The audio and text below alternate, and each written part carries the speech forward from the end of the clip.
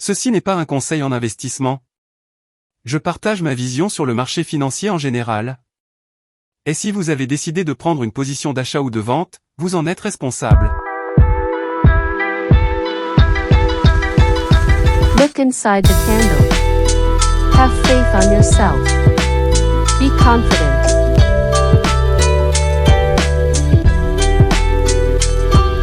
Let's go and earn some money.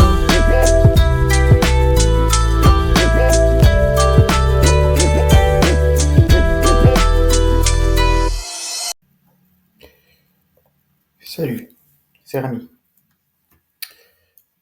Donc je vais faire ma troisième vidéo sur le footprint. Donc avant d'aborder les bougies de réjection, je vais aborder l'imbalance. Parce que en comprenant l'imbalance, on peut comprendre après les fausses bougies de réjection et les bougies d'initiation. C'est très important, c'est lié. Comme à chaque début de mes vidéos, je mets un petit disclaimer que tout ça, c'est mon avis, en fait, ma stratégie, comment je vois le marché financier. Après, c'est ma vision et je trouve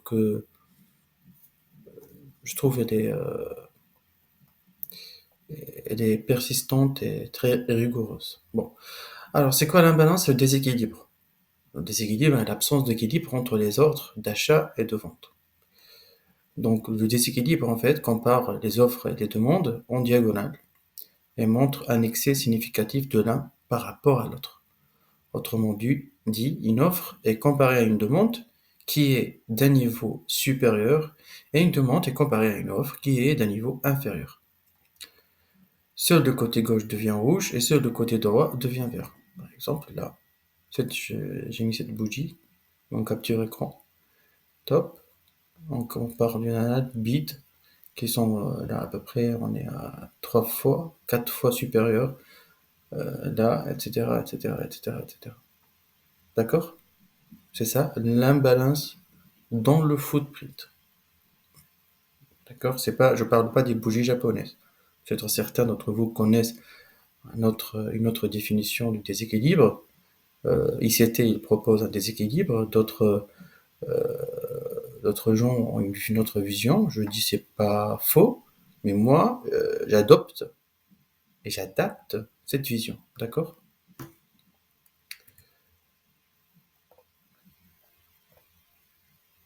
Donc, le déséquilibre, en fait, il peut nous orienter sur euh, quatre opportunités. Donc, il y a un déséquilibre de continuité. Pour moi, je le définis, donc généralement, ça vient après une bougie, euh, excusez-moi, une fausse bougie de réjection avec un déséquilibre unique, contresens. Ouais, je parle chinois. Avec un delta fortement positif, généralement dans le mouvement. Oui. J'ai fait des exemples, vous allez comprendre. Après, il y a un déséquilibre de retournement qui est l'inverse. Généralement, donc, on le voit après une bougie strong, une fausse, ou une vraie bougie, euh, avec un delta faible. Généralement une fausse, hein, excusez-moi, une fausse bougie. Je pense que j'ai fait une continuité. Oui. Oui, c'est celle-là, une fausse bougie de réjection au début de continuité, ça, une fausse bougie de strong, plus un delta faible. Ce qui veut dire un épuisement des intervenants. Généralement, on retrouve un POC, un VRH, VAL, etc. D'accord? Après, il peut nous orienter un déséquilibre de gamme, c'est-à-dire une formation d'une consolidation.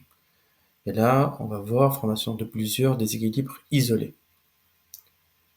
Et grâce à ce déséquilibre, on peut voir les longues short piégées, se trouvent dans la queue de façon isolée. Allez, le déséquilibre de continuité. Un déséquilibre unique, tout simplement.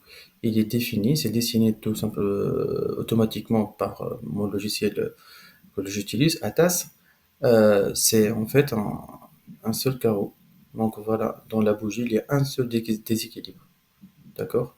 Un seul. C'est-à-dire, en diagonale, le rapport entre le bit et le ASC, il y a un seul rapport, il n'y a pas beaucoup. Donc, quand il y a, par exemple, un seul rapport, là, il y en a combien? 3, 1, 1, donc ça, je me suis dit, donc c'est un petit pullback. Donc, j'attends après une bougie donc, qui, euh, qui va faire le contraire, l'opposé.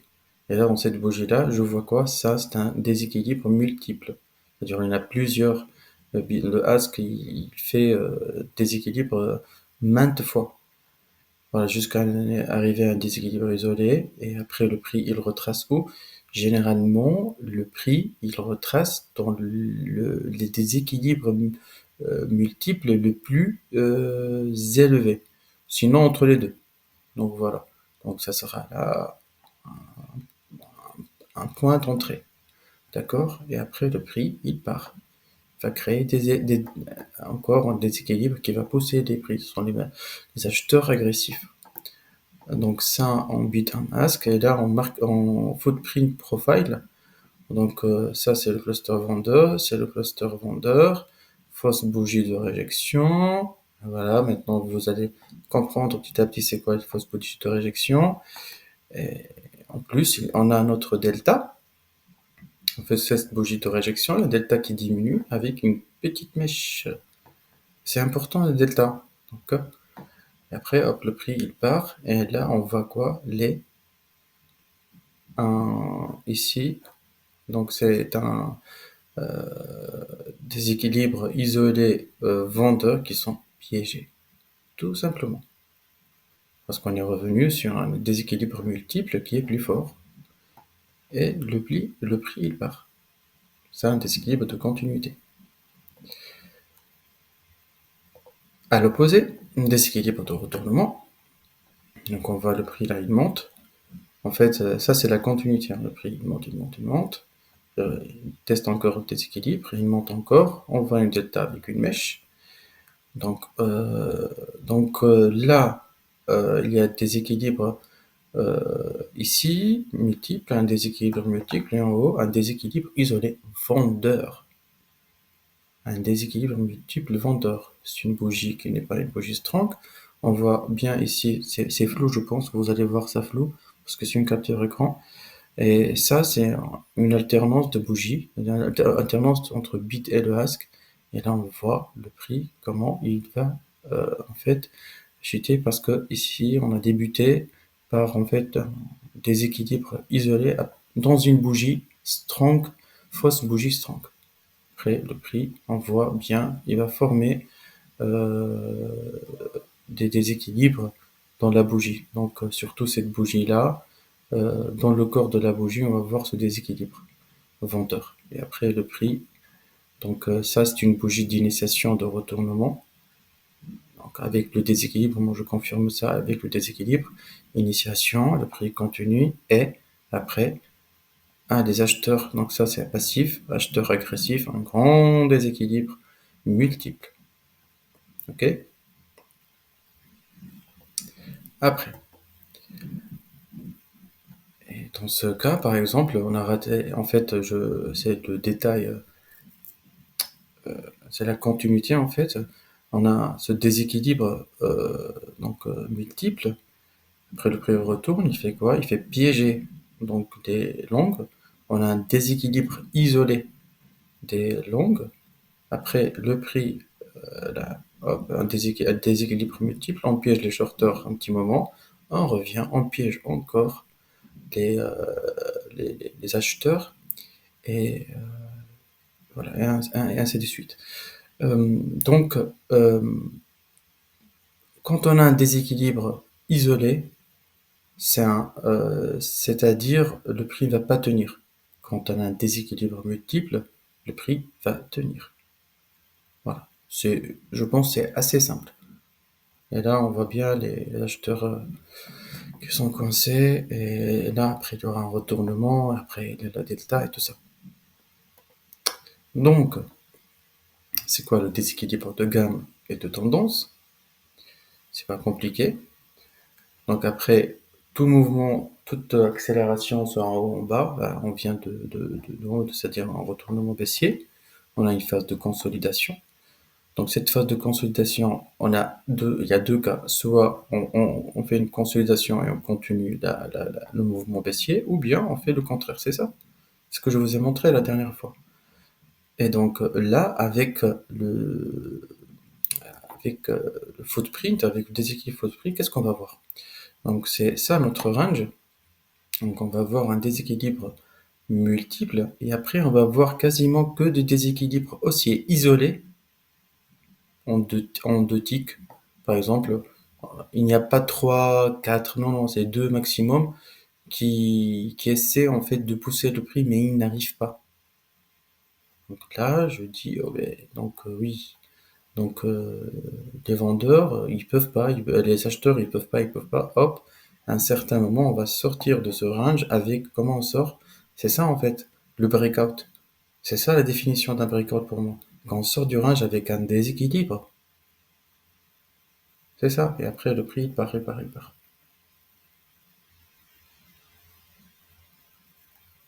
Voilà, j'essaie d'expliquer. Donc après, voilà, ça, le déséquilibre simple. Après, je vais parler le stack imbalance. Bon, le stacked imbalance, c'est quoi? Donc, je vais vous montrer sur le graphique de l'ES mini. Là, je suis en 5 minutes, donc le marché c'est bon, il est fermé pour cette semaine. Donc le stacked imbalance, c'est comme ça, en fait, on traite de stacked imbalance. Il faut en fait paramétrer, tout dépend de l'actif et de la période. Par exemple, un balance ratio 300, il faut backtester, il faut voir quel est le ratio qui correspond à la période et au nombre de contrats. Donc il faut voir ça. Donc pour moi, le S-mini c'est à 300.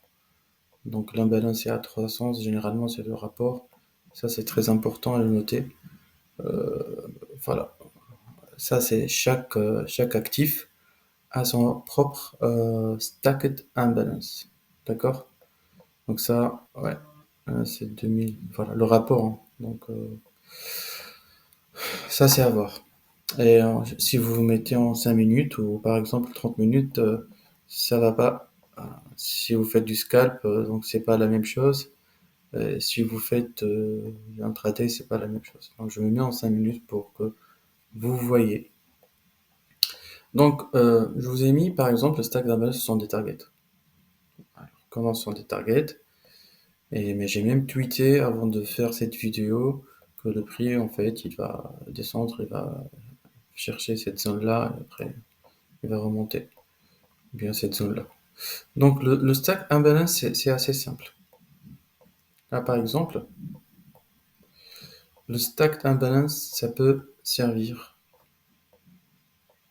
comme je trouve un exemple simple. Allez, par exemple le prix, donc ce qu'on appelle provided liquidity. Donc quand on va monter, le prix il monte, il va créer en fait la liquidité. C'est-à-dire, là il n'a pas dessiné. Par exemple, là il y a celui-là c'est un stacked imbalance. On le voit en haut, c'est ça. Et en fait, c'est la liquidité des shorters qu'on le voit en fait sur le footprint. En fait, c'est là stacked imbalance. Après, tout dépend du rapport. Tout dépend du rapport que vous avez. Si je change le rapport, vous allez le voir, il va tracer cette zone-là. Donc voilà. Après, un exemple. Donc là, on a un stacked imbalance buyer, c'est-à-dire à ce moment-là, les acheteurs sont piégés. Quand ils sont piégés, le prix, il chute, ils prennent leur stop loss. Donc après, il va créer en fait le stack imbalance des vendeurs. Et en fait, l'idée avec comment on utilise ce stack d'imbalance, En fait, c'est le même principe, c'est le déséquilibre, hein, c'est le déséquilibre, mais c'est-à-dire plusieurs déséquilibres multiples dans la queue, généralement. Je sais pas généralement, dans tous les cas, c'est dans la queue des bougies, en fait. Donc, qui peuvent nous servir comme support ou bien résistance. C'est-à-dire, quand on a un rebond sur un stacked imbalance, le prix a forte probabilité avec une delta qui est fortement positive. Par exemple, celui-là, il rebondit ici. Donc, il rebondit sur le stacked imbalance, on le voit bien. Cette bougie, strong, il revient pile poil. Hein. Donc, dans le stacked imbalance, là où il y a le déséquilibre multiple, le plus important, comme je vous ai montré. Mais en fait, ça, il trace tout seul. Donc, c'est un outil pour bien visualiser, en fait, des zones. Et après, on voit très bien, donc il y a des stacked imbalance des vendeurs qui sont là, ils fournissent la liquidité. Le prix, il chute. Et quand le prix il chute, qu'est-ce qu'on a ici? Un stacked imbalance ici. Et quand on a ce stacked imbalance, le prix, il va le chercher. Et quand il va le chercher avec une bougie forte, qu'est-ce qu'on dit? Alors, le stacked imbalance des vendeurs, c'est-à-dire les vendeurs, ils vont pas tenir, pas du tout.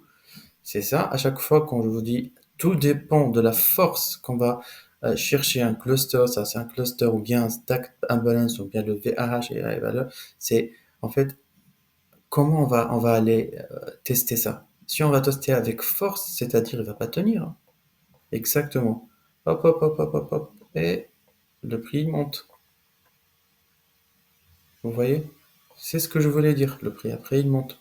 Après le prix le prix il fait que ça, il crée le stack d'imbalance.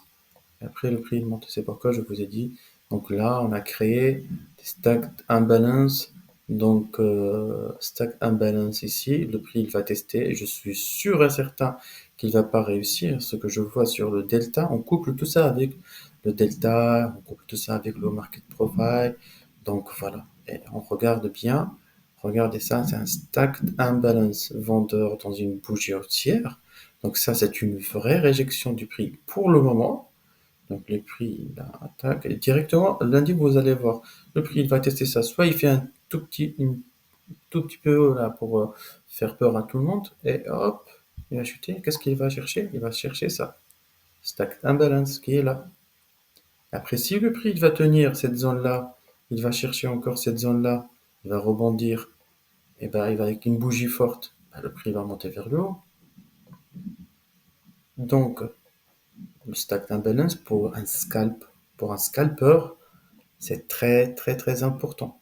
Il faut tenir compte de ce déséquilibre. Pourquoi le marché il bouge, pourquoi il rebondit. Voilà. Ce que je voulais vous montrer, ce que je voulais vous expliquer, c'est ma stratégie de trading. Et je trouve qu'il y a de sens. Ah, par exemple, pourquoi j'achète et les gros, ils sont en train de vendre. Là, je pars entre 4080 jusqu'à ici, jusqu'à 4070. Non, c'est un scalp, je prends et je peux gagner par exemple 1000 euros avec l'indice, avec le S-mini. Ah oui, c'est beaucoup d'argent. En plus, il y a des shorters ici qui se feront piéger. Là, oui, le prix il peut rebondir, c'est-à-dire on va rebondir. Ça, c'est le previous monthly high, le 4073. Oui, on peut revenir tester le previous monthly high. Ça sera un très bon rebond après. Donc, c'est ça que le prix bouge, et c'est comme ça que je vois le marché. D'accord? Moi, je vois des chiffres. Je vois des chiffres. Regardez, 684. Exhausted buyers. C'est bon. Avec entrée des vendeurs sur le marché pour le moment. C'est-à-dire ici, après, on peut avoir des acheteurs plus agressifs après. Donc voilà, j'espère que vous allez aimer cette vidéo et je vous dis à la prochaine vidéo sur le footprint.